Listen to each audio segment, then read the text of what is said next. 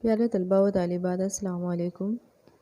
آج ہم 10ویں جماعت میں سماجی سائنس میں سبق نمبر 10 دیکھیں گے، بھارت زراعت، گجراتی میں کہیں گے بھارت کرشی۔ جیسا کہ ہم سبھی جانتے ہیں کہ بھارت ایک زراعتی ملک ہے۔ ملک کے تقریباً 60% لوگ زراعت سے جڑے ہوئے ہیں۔ اس کے علاوہ قومی پیداوار میں زراعت کا یعنی ملک کی کل پیداوار میں زراعت کا تقریباً 22% حصہ ہے، اور برآمد میں بھی زراعتی پیداوار کا تقریباً 18% حصہ ہے۔ یعنی بھارت دوسرے ملکوں میں جو پیداوار بھیجتا ہے تو وہ کتنی فیصد بھیجتا ہے؟ 18% بھیجتا ہے، جس کی وجہ سے بھارت کو ہر سال زر مبادلہ یعنی غیر ملکی پیسہ حاصل ہوتا ہے۔ تو بھارت میں زرخیز میدان، سال کے 12 مہینے فصل اگائی جا سکے ایسی آب و ہوا ہے، سینچائی کی سہولت، محنت کش کسان ہے، جس کی وجہ سے بھارت کے زیادہ تر علاقوں میں 2 یا 2 سے زیادہ مرتبہ فصلیں اگائی جا سکتی ہیں۔ اس کے باوجود بھی بھارت میں زراعتی میدان میں اطمینان بخش ترقی حاصل نہیں ہو پائی ہے۔ یعنی جتنی ترقی ہونا چاہیے زراعتی پیداوار میں اتنی ترقی حاصل نہیں ہوئی ہے۔ کیوں؟ کیونکہ بھارت کا جو کسان ہے وہ غریب اور ناخواندہ ہے، یعنی ان پڑھ ہے، کمزور ہے، اس کے پاس چھوٹے کھیت ہیں، چھوٹے کھیتوں میں وہ مہنگے بیج کا استعمال نہیں کر سکتا ہے، کیمیاوی کھاد، جراثیم کش دوائیں، سینچائی کی سہولت کی کمی، اس کے علاوہ جدید مشینوں کا استعمال نہیں کر سکتا ہے،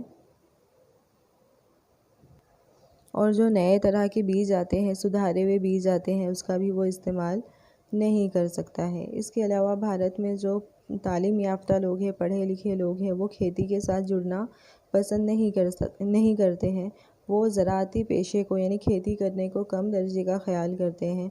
تو ان تمام وجوہات کی وجہ سے عالمی زراعتی پیداوار کے مقابل بھارت کی پیداوار مقدار میں کم ہے۔ اس کے بعد ہم دیکھیں گے زراعت کی قسمیں۔ تو زراعت کی 6 قسمیں ہیں۔ نمبر 1 ہے خود کفالت زراعت، نمبر 2 ہے خشک اور مرطوب زراعت، نمبر 3 ہے بارش اور آب رسانی پر منحصر زراعت، نمبر 4 منتقلی زراعت، نمبر 5 ہے باغبانی زراعت، اور نمبر 6 ہے گنجان کھیتی۔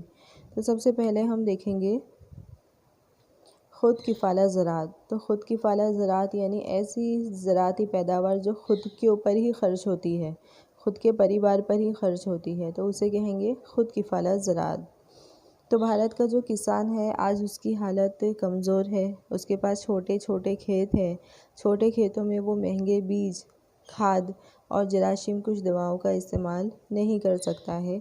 کھیت میں جو پیداوار ہوتی ہے وہ اپنے کنبے کے استعمال کی حد تک ہی جمع ہوتی ہے، یہ پیداوار اس کے کنبے کی کفالت میں خرچ ہو جاتی ہے، تو ایسی زراعت کو خود کفالت زراعت کہا جاتا ہے۔ اس کے بعد ہم دیکھیں گے خشک اور مرطوب زراعت۔ تو ایسے علاقے جہاں بارش کم ہوتی ہے اور سینچائی کی بھی سہولت کم ہوتی ہے، تو ایسے علاقوں میں جو زراعت کی جاتی ہے تو اسے خشک زراعت کہا جاتا ہے۔ تو یہاں پر جوار، باجرہ، دالیں جنہیں پانی کی ضرورت کم ہوتی ہے تو ایسی فصلیں یہاں پر اگائی جاتی ہے۔ گجرات کے بھال کے علاقے میں بارش کا موسم ختم ہونے کے بعد نمی والی زمین میں گیہوں اور چنے کی کھیتی کی جاتی ہے۔ اس کے بعد ہم دیکھیں گے بارش اور آب رسانی پر منحصر زراعت۔ تو ایسے علاقے جہاں بارش زیادہ ہوتی ہے، سینچائی کی سہولت بھی ہوتی ہے، وہاں پر جو زراعت کی جاتی ہے، جو فصل اگائی جاتی ہے، اسے بارش اور آب رسانی پر منحصر زراعت کہا جاتا ہے۔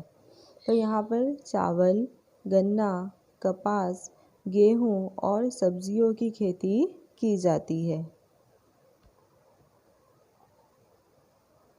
اس کے بعد ہے منتقلی زراعت، جسے زوم کھیتی بھی کہا جاتا ہے۔ تو اس طرح کی زراعت میں جنگلوں میں جا کر درختوں کو کاٹ کر انہیں جلا کر زمین صاف کر کے جو کھیتی کی جاتی ہے اور یہاں پر 2-3 سال تک کھیتی کی جاتی ہے۔ پھر جب زمین کی زرخیزی گھٹنے لگتی ہے تب اس علاقے کو چھوڑ کر دوسری جگہوں پر اسی طریقے سے کھیتی کی جاتی ہے، تو اسے زوم کھیتی کہا جاتا ہے یا منتقلی زراعت کہتے ہیں۔ اور اس قسم کی زراعت میں اناج یا سبزیاں اگائی جاتی ہے، تو اس قسم کی کھیتی میں پیداوار کی مقدار بہت کم ہوتی ہے۔ اس کے بعد ہے باغبانی زراعت۔ تو باغبانی زراعت میں ربر، چائے، کافی، کوکو، ناریل کے علاوہ سیب، آم، سنترے، انگور، آنولے، لیموں، سوکھی کھجور یعنی پھلوں کی کھیتی کی جاتی ہے۔ اور اس قسم کی زراعت میں توجہ کی اور نگرانی کی زیادہ ضرورت ہوتی ہے۔ اس کے علاوہ اس قسم کی زراعت میں روپیہ پیسہ بھی زیادہ لگانا پڑتا ہے اور مشینی آلات، قدرت اور کیمیاوی کھاد وغیرہ کا بھی استعمال کرنا پڑتا ہے۔ اس کے بعد ہے گنجان کھیتی۔ تو گنجان کھیتی کسے کہیں گے؟ پیداوار کو بڑھانے کے لیے آبپاشی کی سہولت، نئے طرح کے مشینی آلات، جراثیم کش دوائیاں، سدھارے ہوئے بیج اور زیادہ سے زیادہ کھاد کا استعمال کیا جاتا ہے، جس کی وجہ سے پیداوار بڑھتی ہے، تو اسے گنجان کھیتی کہا جاتا ہے۔ اس کے بعد ہم دیکھیں گے زراعت کے طریقے، کروشینی پدھتیوں۔ تو زراعت کے 3 طریقے ہیں۔ پہلا ہے قدرتی کھاد پر منحصر زراعت، نمبر 2 ہے پائیدار کھیتی اور نمبر 3 ہے مشترکہ زراعت۔ تو سب سے پہلے قدرتی کھاد پر منحصر زراعت دیکھیں گے، جسے گجراتی میں سجیو کھیتی کہتے ہیں۔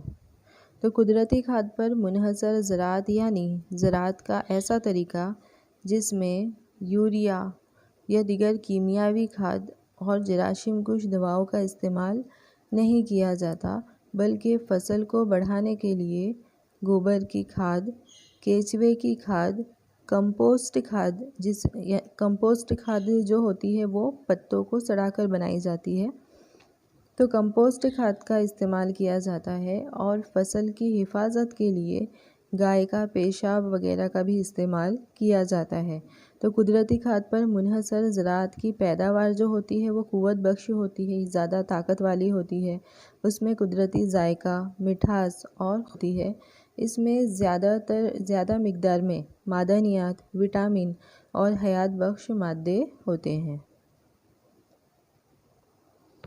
اس کے بعد ہے پائیدار کھیتی، جسے ٹکاؤ کھیتی بھی کہتے ہیں۔